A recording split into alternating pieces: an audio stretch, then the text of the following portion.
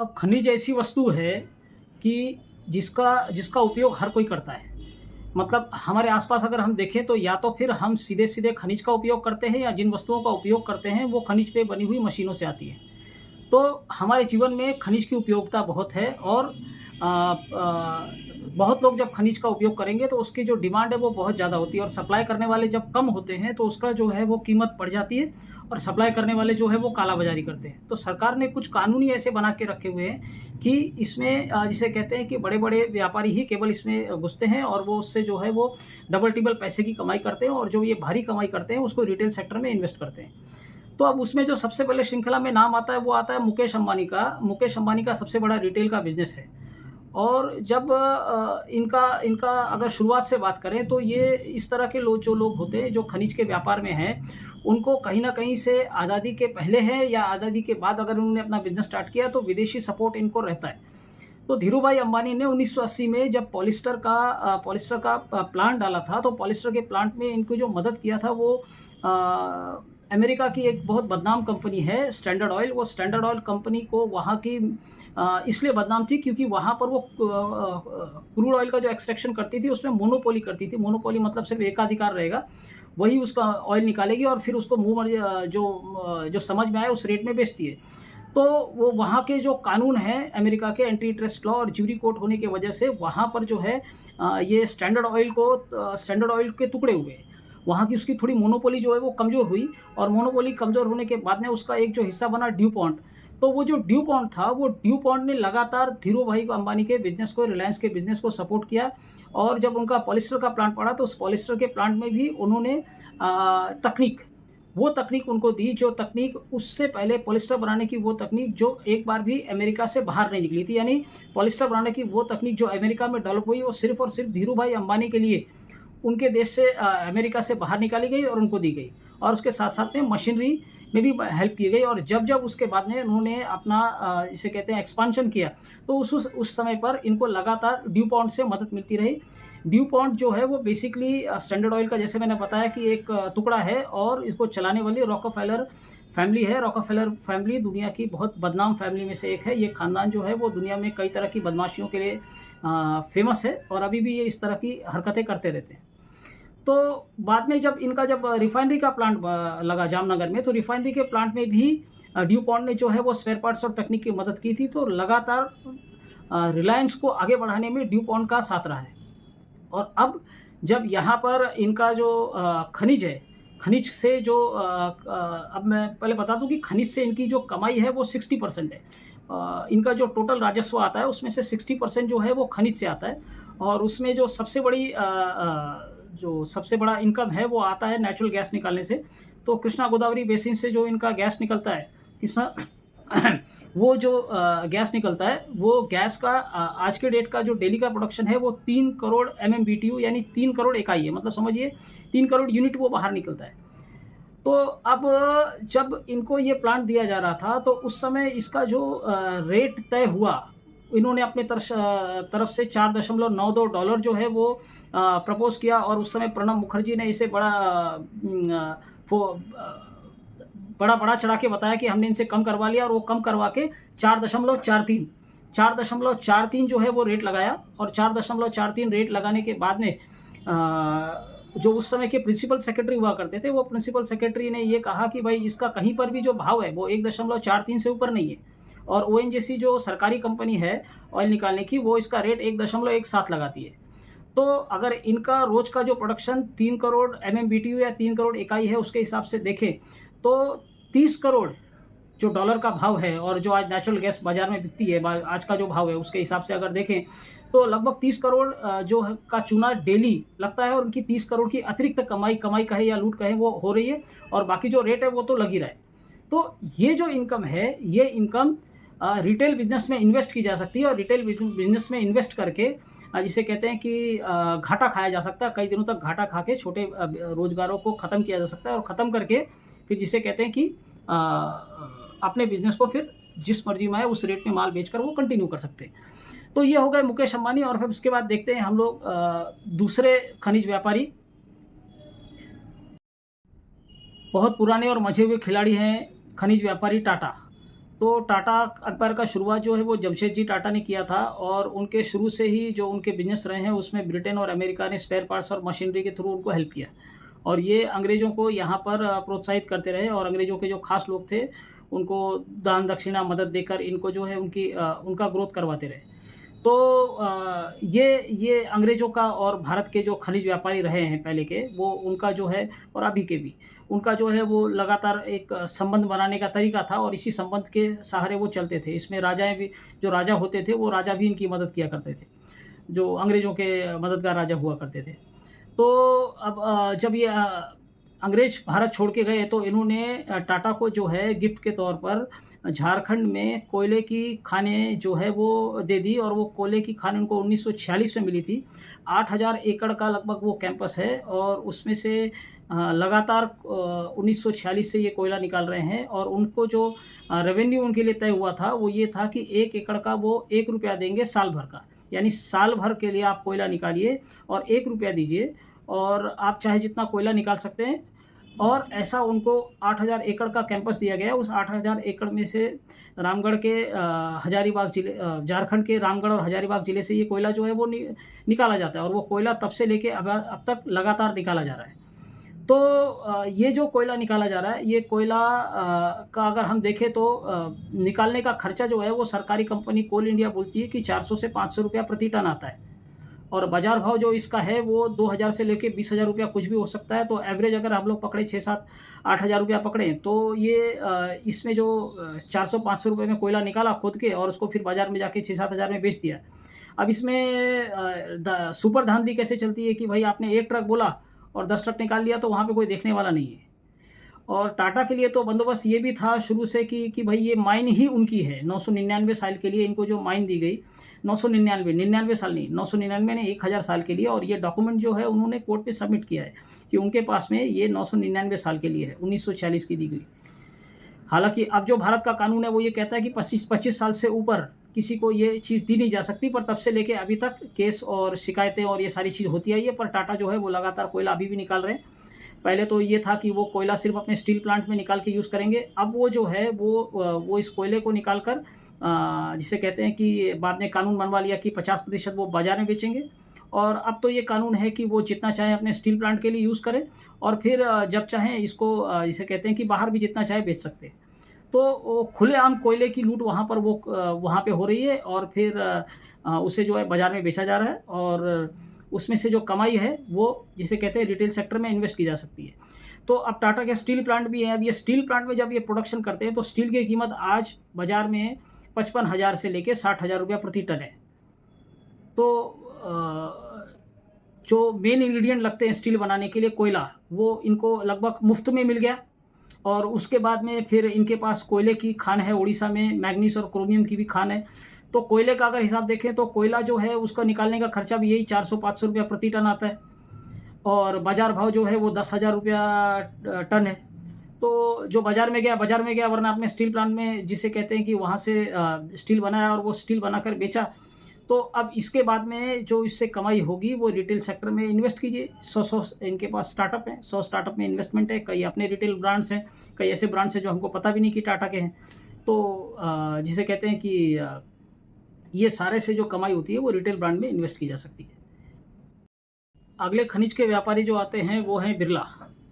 तो बिरला जो है इनके केस में भी यही है कि इनको भी स्पेयर पार्ट्स की सप्लाई जो है वो ब्रिटेन इत्यादि से होती थी। घनश्याम दास बिरला को ये सपोर्ट मिला था और ये सपोर्ट के बाद में वो जो है वो आगे बढ़े और उन्होंने अंग्रेज़ों की मदद फिर इस तरह की थी कि उनका जो पेपर था हिंदुस्तान टाइम्स, वो हिंदुस्तान टाइम्स में इन्होंने अंग्रेज़ों के जो सबसे बड़े एजेंट थे मोहन गांधी, उनको चमकाने का काम किया था।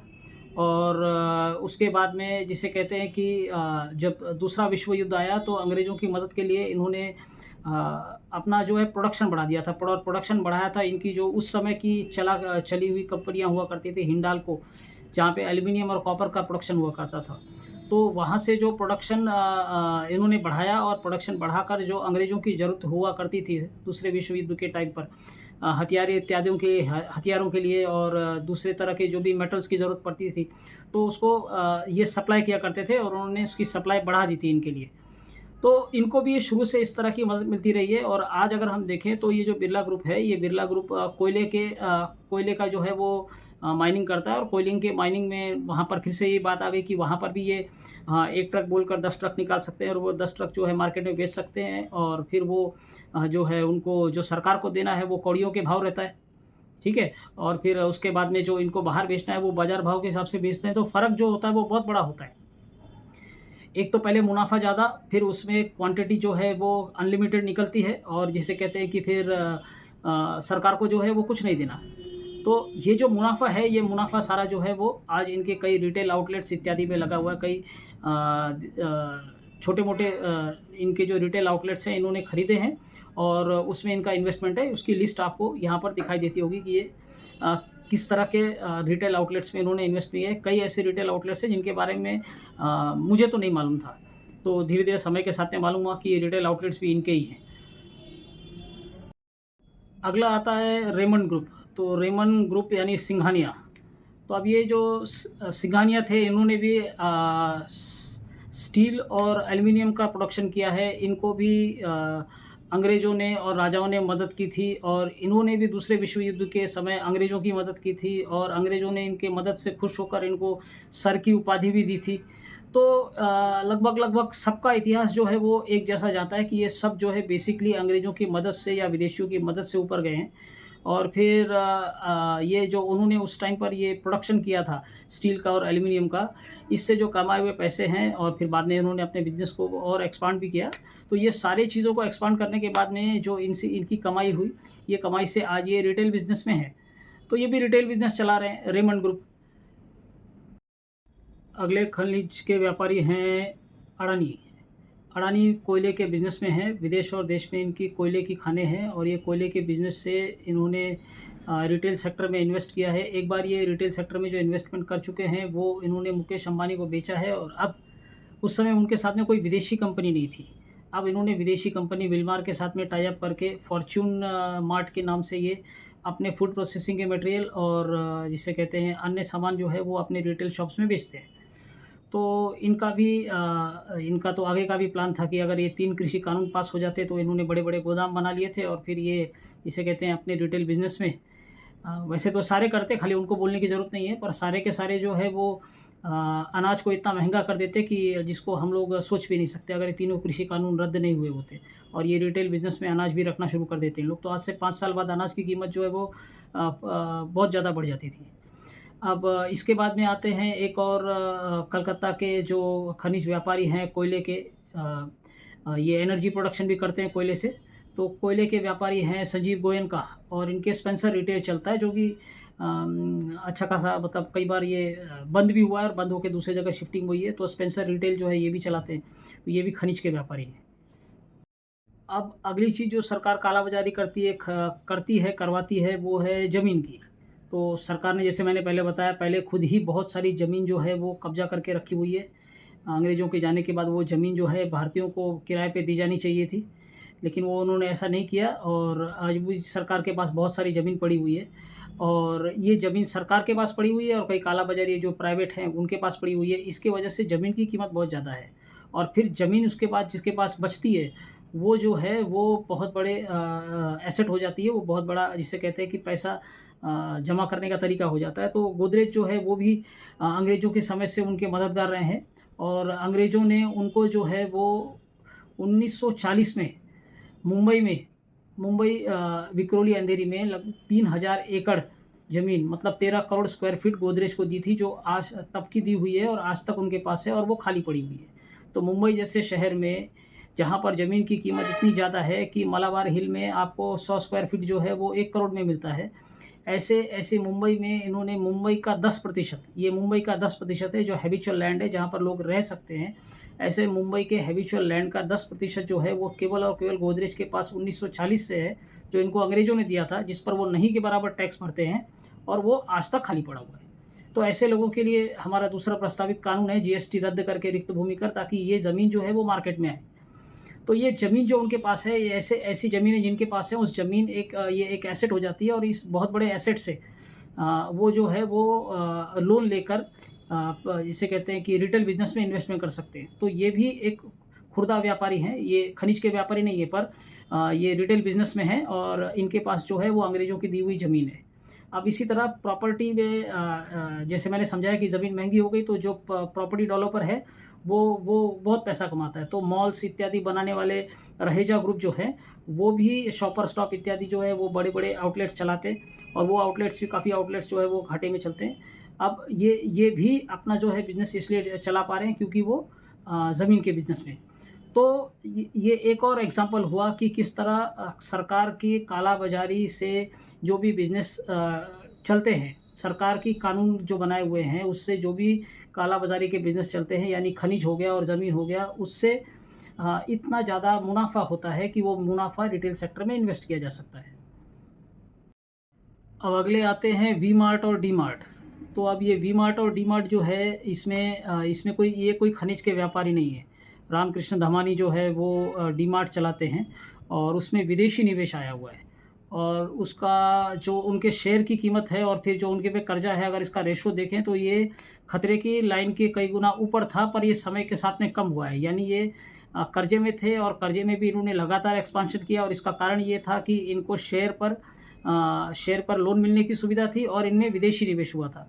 तो ये 2 कारणों से उन्होंने जिसे कहते हैं कि एक्सपांशन भी किया, लेकिन एडवर्टाइज़िंग इत्यादि में कमी होने के कारण और जिसे कहते हैं कि अन्य खर्चे जो है वो ज़्यादा नहीं होने के कारण इन्होंने जिसे कहते हैं कि अपने घाटे को कम किया और वो घाटा कम करके उन्होंने कस्टमर को इसका फ़ायदा दिया। कस्टमर को फ़ायदा किससे दिया कि ये जो है वो पेमेंट जो है वो 1 हफ़्ते में कर देते हैं, तो इनको माल जो है बहुत सस्ते में मिलता है। माल सस्ते में मिलता है और फिर उसके बाद में ये जिसे कहते हैं उसका जो पास ऑन कर देते हैं वो अपने कस्टमर को, ये किराए पर अपनी जगह नहीं लेते, ये खरीदते हैं। तो ये सब की वजह से इनका पैसा जो है वो बच जाता है, पर ये भी घाटे में चल रहे हैं। घाटा कम है लेकिन है। अब इसी तरह वी मार्ट है, वी मार्ट में भी आदित्य बिरला का थोड़ा-सा जिसे कहते हैं इन्वेस्टमेंट है और इनका इनका भी नुकसान हुआ था, ये नुकसान में चला रहे हैं।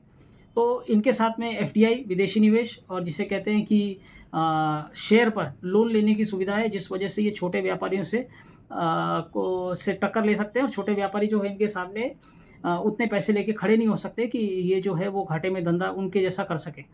तो इस वजह से जो है जिसे कहते हैं कि खनिज, ज़मीन, शेयर और एफडीआई, शेयर पर लोन, एफडीआई, खनिज और जिसे कहते हैं कि ज़मीन, ये जिसके पास है वो ये रिटेल सेक्टर पे घाटे में धंधा कर सकता है और छोटे-मोटे व्यापारियों को लगातार धक्का मार के गिरा सकता है।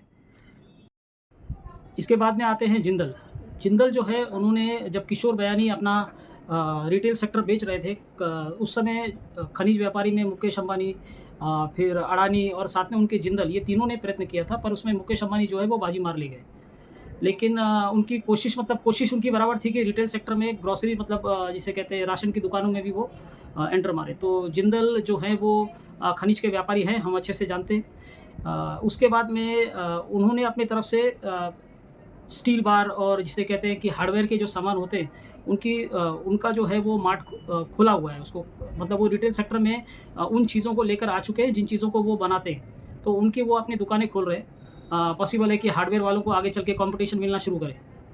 अब ये जिंदल की बात हो गई, खनिज व्यापारी जो है वो रिटेल सेक्टर में जितने हो ज़्यादा से ज़्यादा उसमें एंटर कर रहे हैं। अब भारत में व्हाइट गोल्ड मिला है, व्हाइट गोल्ड यानी लिथियम जिसे कहा जाता है। अब इसकी माइनिंग करने के लिए अडानी, अंबानी, जिंदल, अनिल अग्रवाल ग्रुप, ये सब ने लॉबिंग शुरू कर दी है और अब किसको ये मिलता है वो तो अंदर-अंदर पता नहीं सेट भी हो चुका होगा। विदेशी कंपनियाँ भी कई लाइन में हैं, किसको मिलेगा ये थोड़े दिन में मालूम पड़ेगा। लगभग 60 लाख टन जो यूरेनियम है वो कश्मीर में मिला है, फिर राजस्थान के नागौर ज़िले में लिथियम मिला है। तो ये सब लिथियम का भारी प्रोडक्शन भारत में बढ़ाने वाले हैं और लिथियम जो है वो सब कुछ इसमें डॉलर में चलता है। उसको निकालने का खर्चा 2500 से 3000 रुपया डॉलर प्रति टन होता है और फिर जो लिथियम का खनिज मिलता है उस खनिज से लिथियम तैयार करने में 5000 से 8000 रुपया डॉलर प्रति टन ये खर्चा आता है और बाज़ार भाव इसका 29,000 से लेके 37,000 डॉलर प्रति टन है। तो बड़ा डिफरेंस है इसमें, सब कुछ डॉलर में है और जो डिफरेंस है वो बहुत बड़ा है। प्रति टन अगर रुपए में बात करें तो 4 लाख से 5 लाख रुपया प्रति टन जो है वो कमाई होती है। तो अब इसके लिए भी बड़े-बड़े जितने भी खनिज व्यापारी हैं उन्होंने लॉबिंग शुरू कर दी है और ये सब मिलकर जब इसकी कमाई करेंगे तो वो भी रिटेल सेक्टर में कल को इन्वेस्ट कर पाएँगे। तो इस तरह हम देखते हैं कि रिटेल सेक्टर में खनिज की कमाई जो है वो भारी मात्रा में आती है।